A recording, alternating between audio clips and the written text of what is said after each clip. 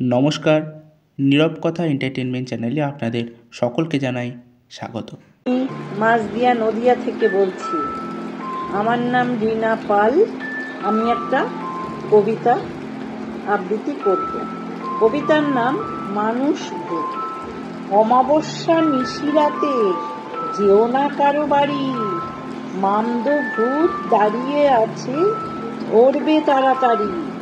কালী পুজোর রাতে হবে ভূতের আনাগোনা, ডাকিনী ও যোগিনীরা আহ্লাদে আটখানা।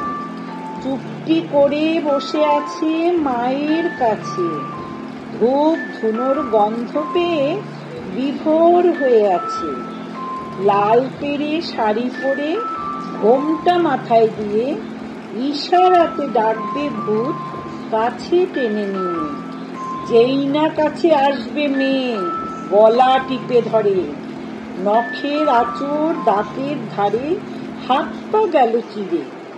মামদ ভূত খুশি হয়ে ঢাকের তালে নাচে, মেয়ে তখন জ্ঞান হারিয়ে যায় যে মায়ের কাছে।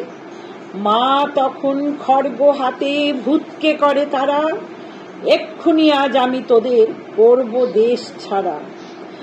আর যদি কোনো মেয়েকে করিস তোরা বিবস্ত্র, সব মেয়েরা রাখবে এখন আমার মতো অস্ত্র। সবাই ভাবে মামদ ভূতে রাত্রে চলা দায়, আসলে মানুষ ভূতই দাপিয়ে বেড়ায়, মামদ ভূত নয়।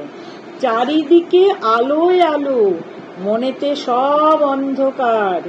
খড়গ হাতে ত্রিশূল হাতে অসুরদের সব বিনাশ কর। নমস্কার।